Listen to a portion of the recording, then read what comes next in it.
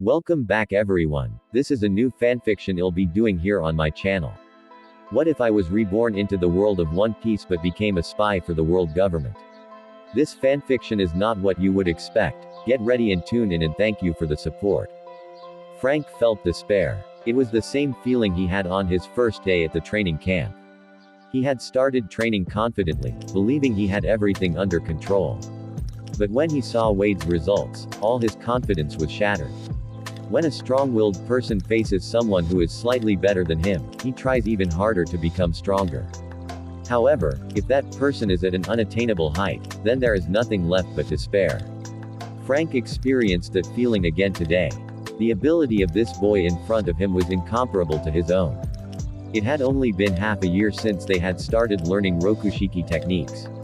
And he had mastered Rankyaku with great difficulty and could use it with ease, while Lewis had already developed two advanced techniques based on the normal Tekai. The difference in their abilities was too obvious, and it couldn't help but hurt his pride. Barely getting to his feet, he glanced at the instructor, who had not paid any attention to him from the very beginning. Initially, the instructor had been watching Wade, but now his attention had shifted entirely to Lewis. Frank understood why the instructor, who had seemed irritated before, had changed his attitude after just one blow to Lewis. He must have also noticed that this boy was gifted with much more talent than Frank. Give up, Frank. Lewis slowly took off his jacket and threw it aside. Dylan deftly caught the clothes, and Lewis, rolling up the sleeves of his shirt, added, "If you get on your knees and ask for forgiveness, I will spare you. As you can see, I am much more human than you." "Fuck you." Frank roared, and like an enraged cheetah, he charged forward. Everyone around him despised him. Wade, the coach, and now this boy. Under the influence of the rage that washed over him, the pain in his legs that had been tormenting him seemed to disappear. "Well then, don't take it personally." Lewis smiled. Frank was terribly predictable. Frank moved incredibly fast, like the wind. And Lewis couldn't keep up with him, but he didn't need to, it was enough to just follow his attacks. Bang, bang, bang. After exchanging several blows, Lewis remained unharmed. While Frank, on the contrary, having missed several serious blows, spat out a clot of blood and retreated, trying to increase the distance. His face was pale as death. "Ha. Ha. Brat. I admit, I underestimated you." He chuckled coldly. "You are strong, your Tekai skills are truly impressive, but you are not as invincible as you think." "Oh, really?" Lewis asked in surprise. "So enlighten me, what is my weakness?" "Rankyaku." Frank thrust his leg forward, but Lewis didn't even try to dodge it. He calmly took the blow that seemed like it should have cut him in half, but instead it only tore his clothes, leaving only a white stripe on his body. "Rankyaku." Frank repeated as Lewis attempted to get closer. He then retreated, using his speed advantage, and used the same technique again. "Oh, so that's how it is," Lewis said, dodging easily. "Yes, Tekai excels in defense and close combat. But when you face an opponent who uses long-range attacks, you'll be in a difficult situation. I'll kill you," Frank shouted angrily, angered by the mocking tone in which Lewis spoke. "I'm afraid you won't succeed." Lewis shrugged and dodged another blow. Their fight reached a stalemate. Lewis could not keep up with Frank's speed, and Frank, despite all his efforts, could not break through his defense. "Damn, damn, damn." Frank screamed furiously when another attack failed to reach its target. His strength was already running out. And Lewis, only occasionally dodging or taking Tekai's blows, maintained his stamina. If this continued, Frank would soon simply exhaust all his strength and lose. "All you know how to do is dodge." "Then I won't." Giving a man hope and then making him feel despair is not my style. I prefer to plunge him into despair right away. "Frank, you lose." Lewis extended his right hand, his Tekai hardening, instantly crushing Frank's punch. He then reached to the back of his head with his left hand, removing the elastic band that held his hair, causing the black locks to fall down, reaching his waist. "What?" Frank was clearly puzzled. Boom. The ground beneath his feet instantly split open, and Lewis shot forward at incredible speed, approaching his opponent in just an instant. "Don't dream." Frank's reaction was lightning fast. He immediately accelerated, intending to increase the distance. What? But he couldn't. Instead, he clearly felt something squeezing his right leg. Then everything started spinning before his eyes, and soon he found himself hanging upside down. What is this? He arched his back to see what exactly was holding him back. Hair. Louis's long hair, longer than usual, wrapped around Frank's ankle, hanging him in the air. What the hell? The instructor, who had been calmly watching what was happening until then, suddenly froze in place, and then his gaze took on a dark tint. What's going on? Frank shouted and immediately kicked with his free leg. Rankyaku. His punch went straight for Louis, but it's no use. Boom. Asterisk. Encountering hair that looked more like black tentacles, Frank's strike was instantly dispelled. Impossible. It's just hair. Frank was shocked. Could ordinary hair stop his Rankyaku? Nothing special. It's just hair enhanced by Tekkai, Louis explained. Tekkai. Hair. Are you kidding me? Frank didn't understand how this could possibly be connected. Okay, since you don't want to give up. Louis laughed, I'll have to take away your ability to continue the fight. Several strands of Louis's hair once again intertwined into tentacles and began to wriggle in front of him, then shot forward like sharp spears. They easily pierced Frank's chest. After which he screamed from the pain that filled his body, his eyes dimmed, and a new splash of blood gushed from his mouth. Swoosh. Louis's hair suddenly tightened and Frank hit the ground with force. After leaving his body, the hair shook itself to throw off the blood and began to gradually return to its place behind Louis's back. Instructor, I think our fight is over, Louis said, looking at Frank's body, which was lying in a pool of blood and barely twitching. Yes, the fight is over and you have won. The instructor nodded, and immediately rushed forward. His fingers touched Louis's forehead, so fast that he did not have time to react. One action from him, and he could easily pierce Louis's head, but could you explain something to me?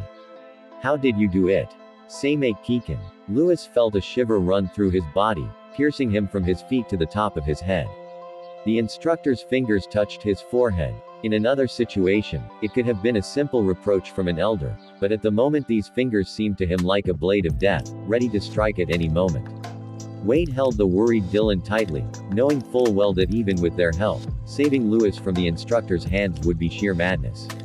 Their instructor was in charge of the entire CP training squad, including the reservists in the South Blue, and was certainly an outstanding figure that rookies like them couldn't compete with. Not to mention that there were many other instructors around, all of whom were training Rokushiki, all of whom were quite powerful. It's all up to you now, Louis. Wade shouted, gritting his teeth in worry for his friend. Frank was lying on the ground, pierced through by Louis. His blood continued to flow onto the ground, but no one cared about it now.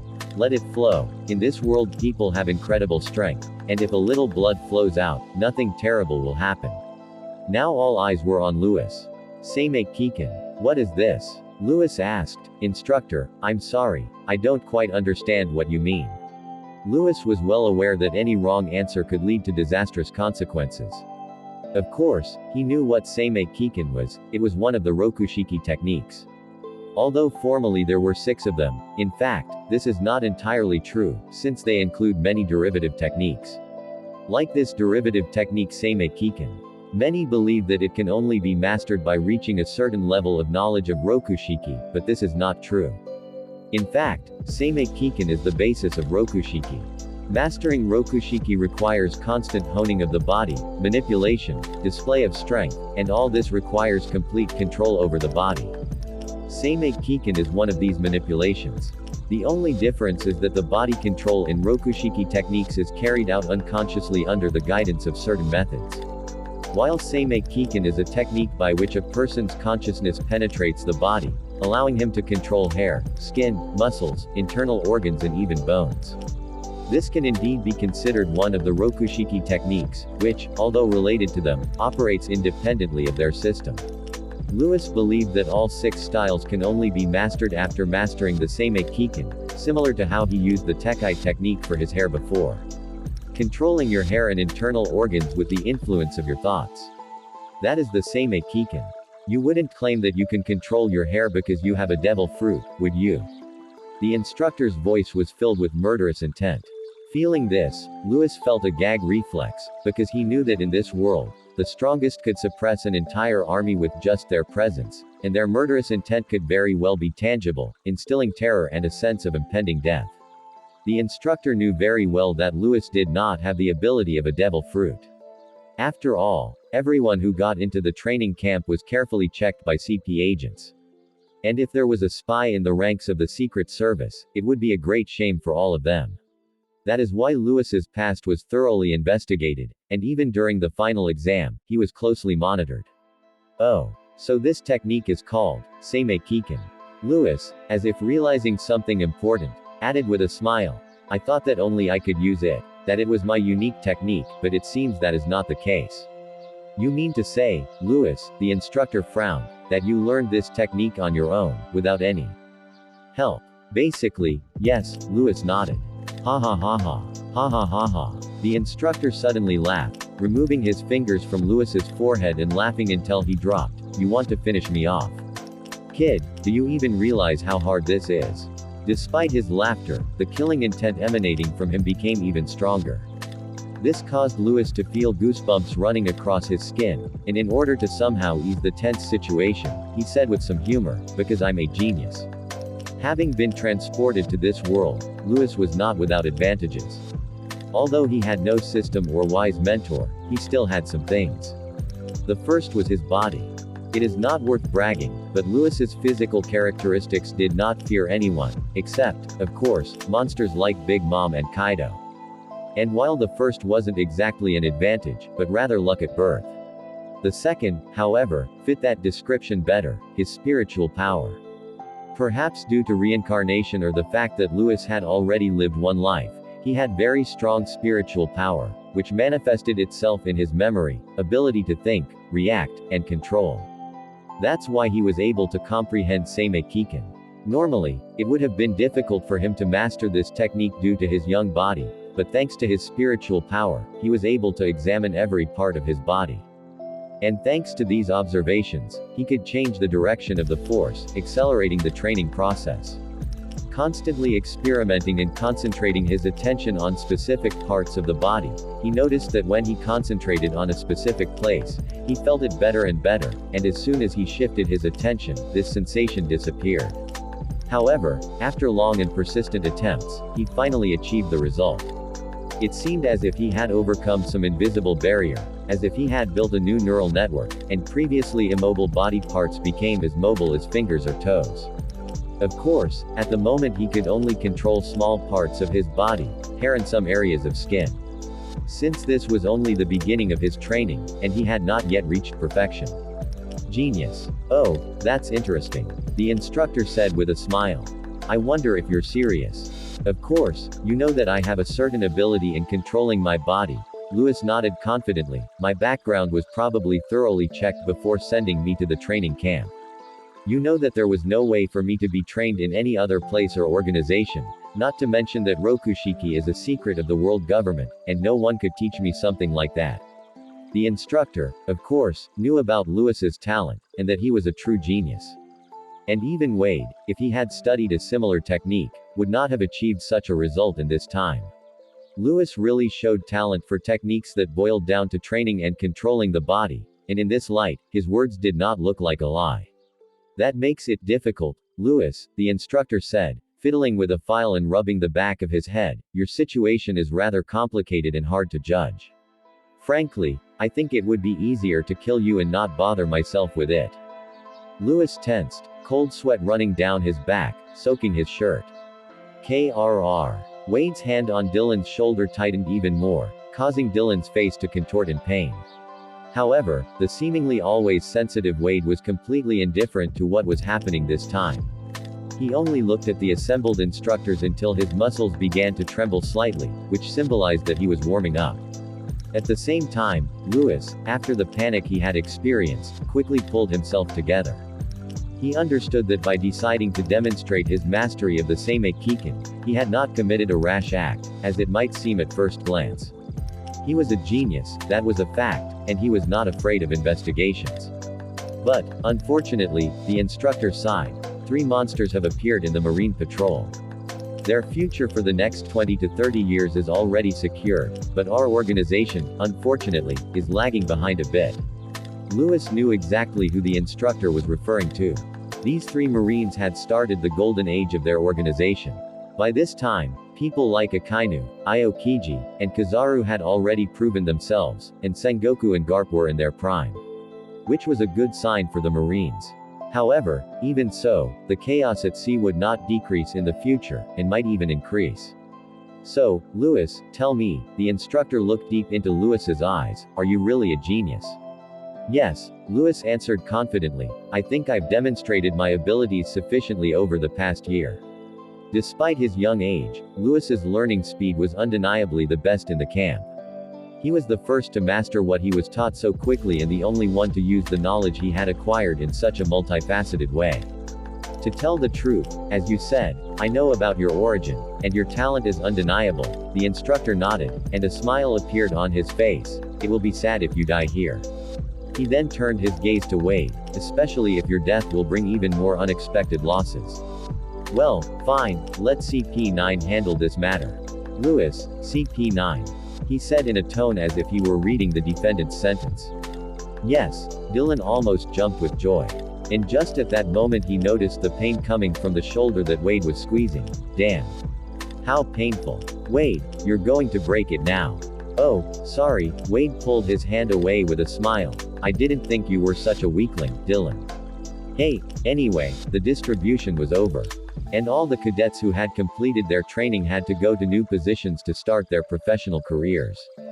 However, before they could get to work, there was one more stage to go through, introductory training. The instructor gave Lewis a meaningful look, lingering on him for about a minute, and then left the place with a satisfied expression on his face. As for his look, it remained a mystery to Lewis and his friends. Thus ended life at the South Blue training camp. Tomorrow the ships will take the cadets to their new posts, which means that it is time to say goodbye. Why did you spare him, Lewis? Frank, he clearly wanted to kill you. Why did you let him go? During dinner, Dylan could not contain his displeasure and said everything directly. He had just seen Frank, wounded and covered in blood, being carried away on a stretcher towards the hospital. In a camp with such a high mortality rate as this one, hospitals with outstanding doctors were not just a semblance, they saved lives every day. Which meant that despite Frank's terrible condition, he would survive. I already told you, Lewis answered calmly. And slowly chewing his food, swallowing a piece, he added, duels are forbidden here, and murder is even more so. Following the rules will clearly not be a bad decision for me. But you let him go so easily. Why, Lewis? Dylan was in complete despair. That bastard tried to kill you. That's enough, Dylan, Wade said with a smile. Frank was seriously injured, wasn't he? So what? They're just scratches. Dylan clearly couldn't accept this outcome. No, Dylan, those aren't scratches at all, Wade said, smiling at Lewis. What? Dylan was confused. Yes, Lewis nodded, knowing that if Frank was his enemy, he couldn't just leave him alone. Although Frank had hit CP8, Lewis was not about to let him continue to grow in strength. With the last blow, I pierced his chest, and changed him a little inside. And now, even if he survives, his lungs will not be able to work at full capacity. What does that mean? Dylan blinked a few times, trying to process what he had heard. It means, Lewis continued with a smile, that in the future he will choke from the slightest physical exertion. Dylan froze, then asked, so what? Don't you really realize how stupid you are? Wade laughed and patted Dylan on the shoulder. Think about it. Would the government support such a useless cripple? Huh. AAA. So that's what it is. Dylan finally realized. In essence, Lewis had Frank out of the way. Spies, with their wealth of sensitive information and skills acquired through rigorous training, were valuable resources. But cripples like Frank were of no value to the government. And it was unlikely that anyone would waste resources on keeping agents as worthless as he was. I was very merciful, Lewis added, emphasizing that, despite this, he spared Frank. You're a cruel guy. Listen, stay away from me. Dylan exclaimed dramatically. Don't worry, I'm leaving for CP9 tomorrow. It'll definitely be far enough, Lewis chuckled. Dylan suddenly realized that this was their last dinner before parting. Keep training Tekai and Shigen, Lewis spoke with concern, like a father giving his son instructions before his first journey. You'll definitely need this in CP5. Use these techniques to avoid becoming cannon fodder. Unlike Lewis and Wade, Dylan did not have the opportunity to learn the full range of Rokushiki techniques. If anyone asks how you learned them, Wade added, tell them we taught you. I'm sure no one will dare bother you after that. Even the CP5 commanders didn't have the same weighty position as full-fledged members of CP9, let alone CP0. I will teach you the rest of the techniques when I master them myself, Lewis continued. One of the advantages of CP9 was that they had access to all the Rokushiki techniques, so Lewis no longer needed lessons from Wade. Which was strictly forbidden in the camp. Try to master the same Akiken. But the main thing, don't get ahead of everyone, but also don't get left behind. The tasks are secondary, the main thing is to stay alive. Exactly, Wade nodded. Hey, that's enough already. Dylan slammed the table. Wade is understandable, but you, Lewis. Do you really think I'm your little brother? No, Lewis shook his head. That's better. Dylan grumbled contentedly. I rather consider you my student. And isn't it natural for a teacher to care for his student? Lewis chuckled. Bastard. Dylan jumped over the table, trying to shut Lewis up. But anyway, this was their last meeting before a long separation. That night, for the first time in a long time, Lewis could not sleep. There were several reasons. Saying goodbye to friends and an uncertain future. The South Blue training camp was behind him, and now the CP9 camp awaits him, where the requirements will be even tougher. Will he be able to stand out among those who grew up in such a wild world? Lewis always believed that being from the modern world meant he could hardly compete with those who lived in the harsh conditions of the One Piece world. Failure equals death, there is no other option. And to say that he does not feel pressure from the coming future would be untrue. But even so, he needs to move forward to survive and live better, he needs to rise higher and become stronger every day. Lewis understood this truth even when he was living the life of a beggar. In this world, if you do not move forward, you will inevitably fall back. If you do not take your fate into your own hands, it will inevitably fall into the hands of someone else. He hasn't decided on his long-term goals, but his short-term goal is now clear, to get into CP9. And this plan must be implemented at any cost. That's exactly what Lewis thought. Although he was unable to sleep, he still got out of bed early the next day. His strong body and spirit allowed him to look cheerful despite the sleepless night. Unlike Lewis, his roommate Dylan seemed very depressed. Which was not surprising, because he, like Lewis, had not slept the night before. He was too emotional, and it was hard for him to accept the inevitable goodbye. What happened? Lewis, noticing the dark circles under Dylan's eyes, immediately asked, Did you dream about girls all night? Get lost. Dylan perked up immediately, then hesitated a bit before saying, Listen, Lewis. Let's go. The door to the room opened and Wade walked in, inviting the two to the port. Okay. Lewis, without waiting for Dylan to speak, went after Wade, leaving Dylan alone. They didn't need to take any things with them, everything they needed was already prepared, and the remaining things in the room would first be carefully checked, and then packed and sent after. Hey! Dylan, who was left behind, shouted, and soon caught up with his friends. You too. Can't you just listen to what someone is saying to you for once? There was no time for breakfast, because the CP ships were preparing to leave. The distance to their camp was not small, and time was at a premium. The path to the port was accompanied by absolute silence. More than 200 students lined up in a line, forming something resembling a small river, but unlike a real river, not a sound came from this one. Saying goodbye is always sad, and when experiencing such emotions, few people had the right words to say anything. By the time they arrived at the port, 10 ships had been waiting for them for a long time. The instructors had arrived even earlier, and lined up at the entrance, looking like impregnable towers with the chief instructor standing in the center. Well, small fry, the training year is over, it's time for you to get out of here. The instructor's voice was devoid of any emotion, he showed neither joy nor worries. He did not care about any of the graduates, because for him, people like Lewis and Wade were just a little more talented than others. As an experienced CP instructor, in his life he had seen enough talented people who were never able to grow, which is why he no longer singled them out from the crowd. Line up in groups, one by one, and aboard. On command, everyone silently lined up. Lewis and Wade found themselves separated from the CP1-CP8 groups. Well, come on board. One of the large ships approached the shore. After which those who were sent to CP-1 quickly climbed on board, and the ship went to the open sea.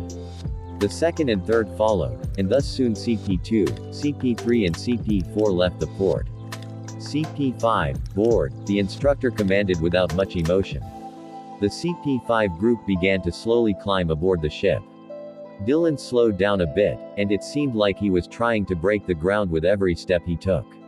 When he finally stepped onto the deck, he turned around abruptly, wanting to say many last words, but they never left his lips. Instead, he looked at how Lewis and Wade stood out from the crowd, both of them belonging to a separate group. They in turn raised their heads and also looked in his direction, watching his actions. Dylan opened his mouth slightly to speak, but once again, instead of words, his face simply smiled.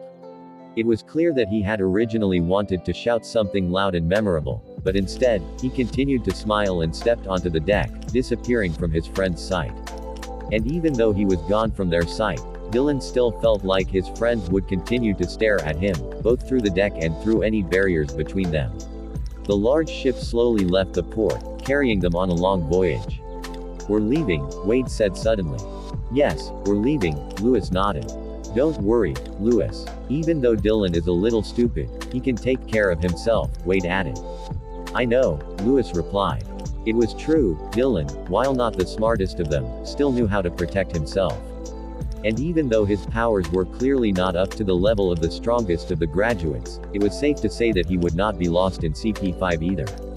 "It's time to say goodbye," Wade said in a low voice, making Lewis barely hear his words. "Yes," Lewis nodded. "Aren't you afraid, Lewis?" Wade asked. "From today on, you're alone." "No," Lewis replied, smiling, "I don't have time for emotions like fear." "Really?" Wade was surprised, and with his mouth slightly open, he added, "And I'm a little afraid." "What?" Lewis seemed stunned. "I'm scared," Wade said, looking at his friend. "I'm scared that I won't see you and Dylan again." "Don't worry," Lewis responded instantly. "I won't die, you won't die, and Dylan won't die either. We'll get to the top of CP, no, the top of the world." "Oh, Lewis, your ambition was always high," Wade said with a smile. "Ha, well, how could it be otherwise?" Lewis smiled. CP9, Lewis, your turn. Suddenly, at that moment, the instructor's voice was heard. And looking around, Lewis and Wade realized that they were alone, on board. "Yes," Lewis nodded, looking carefully at Wade, then turned around and walked away. "Lewis," came Wade's voice from behind, "good luck to you." "Yes," Lewis replied, and without turning around, he confidently stepped onto the deck. Boom.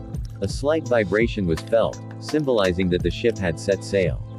The wind began to blow more and more on the sails, moving the ship forward, and Lewis leaned on the deck and looked at the white clouds ahead.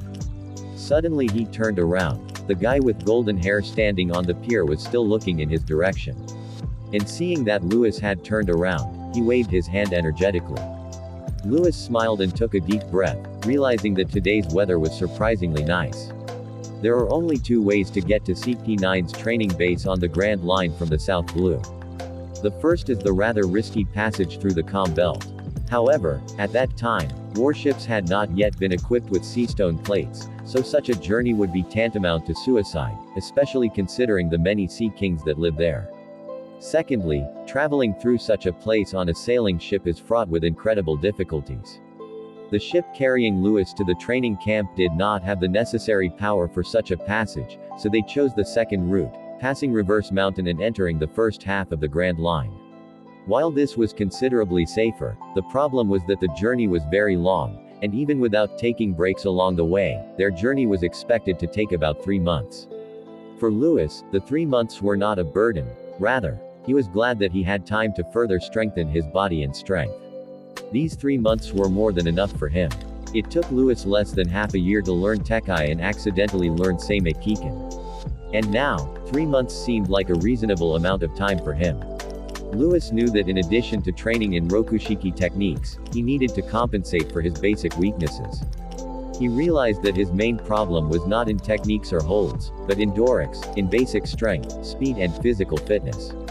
He was only 12 years old, just entering the stage of growing up, but the period of rapid growth of both muscles and body had not yet arrived. This resulted in the fact that in the next few years, his physical form would lag significantly behind his peers. After all, there would definitely be no losers in the CP9 training camp, which is why Lewis had doubts about whether he would be able to stand out or not. That's why he decided it was time to overcome his age limitation. Lewis knew that the only way to overcome the age difference was to eat a devil fruit known as the age fruit or Juku Juku no Mi. However, it was also possible to change one's physical state in another way. For 3 months, Lewis did only one thing, Seimei Kiken training. The essence of this technique is to completely control your body through willpower. Before boarding the ship, he could only control his hair and part of his skin, but now he began to try to control other parts of his body. These are not muscles or anything else, but internal organs, the stomach, then the liver, the pancreas, and finally the digestive system. Even taking into account the age restrictions, more food would contribute to his physical development, which was quite obvious.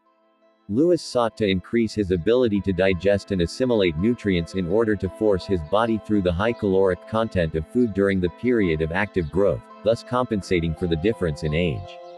In fact, it was much easier than the original hair control. A human has about 100,000 hairs, and Lewis had about 120,000, due to the excessive density. For this reason, at first they were quite difficult to control. However, even though the training was relatively easy, the progress was quite slow, because the internal organs are very important for the body. Lewis was very careful and did not strive for quick success. He thought that he would rather choose a slow result than risk his health. Thus, Lewis spent these 3 months very intensively. He spent 18 hours a day training, 4 of which were spent on physical exercises and studying Rokushiki. And the remaining 14 hours were spent on controlling his stomach, liver and pancreas. As for the remaining 6 hours, he ate, rested and slept. Fortunately, due to his incredible control over his body and spiritual strength, 4 hours of sleep a day was enough for him to feel quite good. On the ship, he was like a ghost. He didn't communicate with anyone and did his own thing. This was quite normal. Their ship pretended to be a merchant vessel, and the crew consisted of CP agents who were not very friendly or talkative, which is why they spent the entire 3 months in silence. More than a month had passed since their departure, and finally they reached the Grand Line. Lewis felt their ship rapidly ascending the reverse mountain, and then rushing towards the ocean. The wind hit his face, and it seemed as if his body was about to fly. Before him stretched a vast ocean, the Grand Line, the greatest waterway of this world. As soon as they entered the Grand Line, the first thing Lewis noticed was the change in the weather. Although he knew it would happen, the sudden change still surprised him. Luckily, their ship's crew included excellent navigators who could maneuver even in the harsh conditions of the Grand Line. Even though there were still 3 years left before the Great Age of Pirates began, the situation on the Grand Line was extremely confusing. Louis and his companions did not land on the islands. Instead, when they needed something, mysterious ships with supplies sailed to them. In addition, despite the fact that they avoided pirate hotspots and dangerous routes, they encountered pirate attacks several times. However, all these attempts were easily defeated by the CP agents on the ship. During one of these attacks, Lewis noticed that the captain of their ship certainly had over 1,000 Dorics, which made him incredibly strong.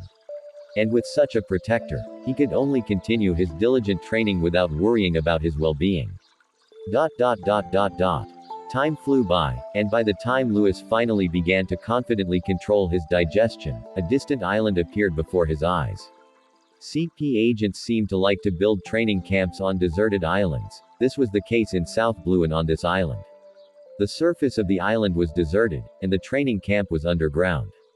The ship's staff led Lewis to one of the huge trees, where they opened a passage into the dungeon.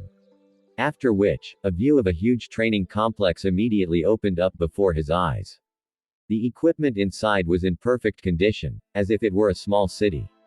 It was hard to imagine that such a huge camp was intended only for the training of a couple of dozen people. Lewis met the head instructor of the camp, a huge man with big, hard muscles. He didn't talk to Lewis for long and immediately sent him to the logistics department to get his things, after which he was ordered to settle him in the dorm and begin training. Taking the opportunity to visit the logistics, Lewis also took a look around the training camp. It was simply huge, and there were almost no other cadets inside, which was unimaginable. Following the map, he reached his dorm. Frankly, using such a luxurious cottage as a dorm was rather wasteful. Even though it was a reservation for future agents and spies, their conditions were too favorable. There was nothing to clean or put away in the dorm. Everything was prepared in advance, and Louis, not knowing what to do, put his things next to the bed. Ding! The doorbell rang, which surprised Louis a little. Opening the door, he saw a cat. Or rather, no, it was a guy who looked very much like a cat. Thank you for support and listening to the whole video.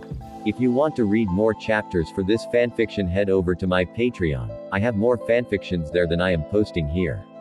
I'll also be doing early releases of content there as well.